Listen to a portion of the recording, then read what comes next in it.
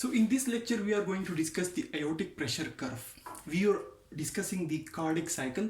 We discussed the generation of ECG, electrocardiogram. Then we discussed the function of atria and atrial waves. Then we discussed the function of ventricles and the contribution of all the atria, the ECG and the ventricle pumping into the cardiac cycle. Now we are discussing the contribution of aorta and the aortic pressure curve in the cardiac cycle.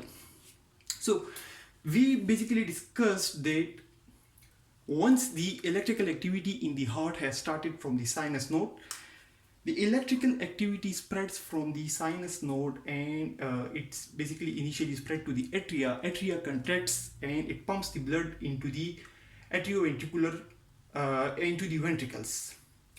This pumping opens the valves, and once the blood has been pumped into the ventricles, the deoxygenated blood comes into the RV, or the right ventricle, and from here it will go into the pulmonary artery, while the oxygenated blood from the lungs goes into the left ventricle. Initially comes into the left atrium, and from the left atrium it goes into the ventricle. When the ventricles contract, it closes the atrioventricular valves.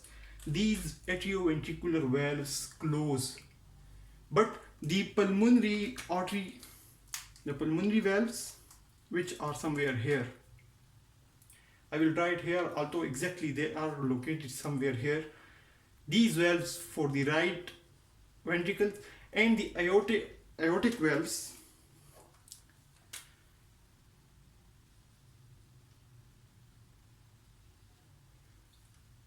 so these aortic valves open while the atrioventricular valves they close, and then the opening of these valves cause the pumping of the blood from the left ventricle into the aorta and from the right ventricle into the pulmonary arteries. So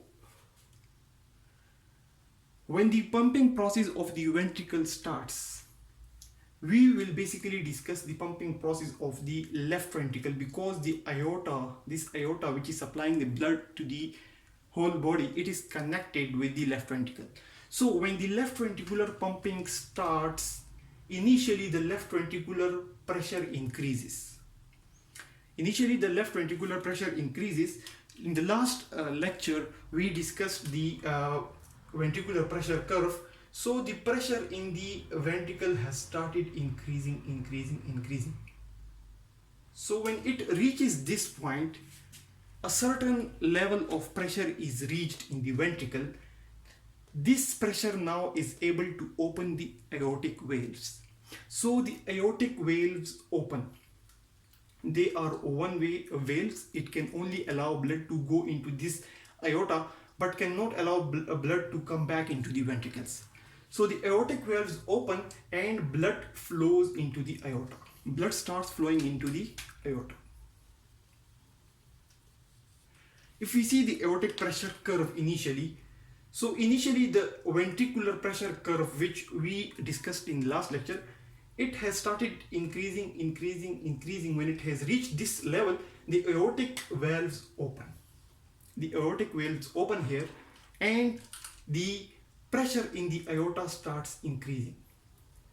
Because the ventricles is contracting, it is pumping the blood into your aorta, so the ventricular pressure starts increasing.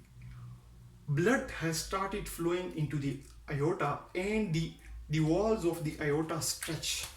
The walls of the aorta, it stretch. These walls start stretching, and the pressure in the aorta has reached to about 120 mm of mercury.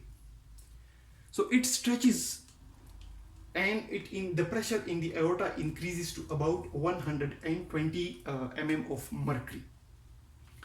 Once this pressure has been reached, the pumping in the ventricles or the contraction process of the ventricle stops. So as soon as the ventricular pumping stops, the pressure in the ventricle starts decreasing. The pressure in the ventricle starts decreasing. So this is basically the ventricular pressure curve. This decrease in pressure in the ventricle is followed by decrease in the pressure of the aorta. So the ventricular pumping has, when the ventricles pumped, the pressure in the ventricles increased. It also increased the stretch in the walls of aorta. It also increased the pressure of the aorta up to 120 mm of mercury. When the pumping process has stopped, the pressure has started decreasing. So the aortic pressure, it will not decrease directly, but somehow it will also start decreasing. So the aortic pressure curve has started increasing with the increase in the ventricular contraction process, and it has started decreasing with the decrease in the pumping of the left ventricle. When the contraction stops, when the ventricular pumping contraction stops, the aortic valves, they close. So initially the blood was flowing this way.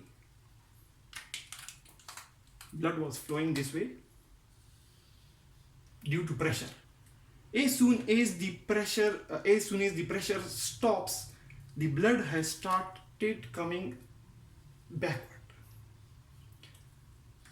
So a small amount of blood is able to come back into the ventricle. Small amount of blood is able to come back into the ventricles before the closure of the valves. So before the aortic valves close, a small amount of blood is able to come backward because this contraction has increased the pressure in the aorta. So that increased pressure in the aorta is able to push small amount of blood back into the ventricles before the closure of the valves. This closure of the valves, it will be shown in the aortic pressure curve as incisura. So this place, this sudden dip in the aortic pressure curve is known as incisura.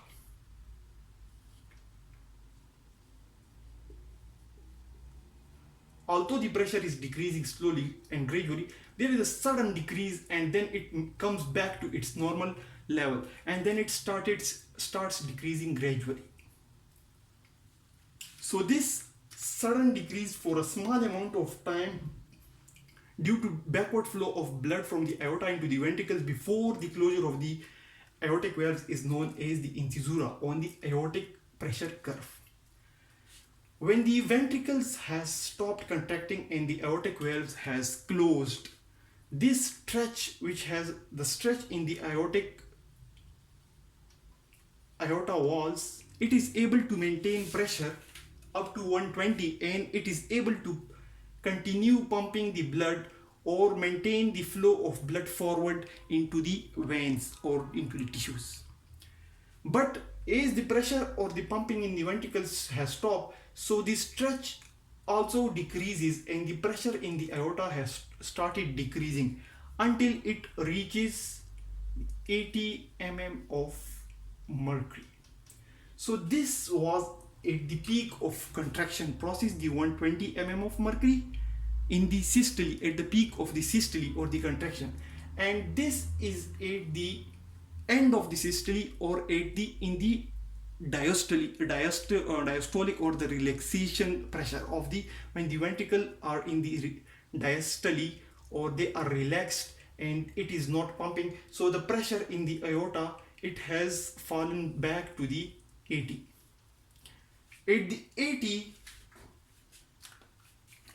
mm of mercury, the pumping cycle has started again, and the contraction, the whole process of the atrial contraction and ventricular contraction has started again, and once again the ventricles contract and the ventricular pressure increase initially, and it is followed by increase in the aortic pressure curve, and the pressure in the aorta increase again, and the blood flows again into the ventricles. Small amount of blood will come back, will form incisura, aortic valve will then close, and the pressure, the stretch in the aortic walls will be able to maintain pressure for a small amount of time, but will slowly and gradually decrease till another contraction, another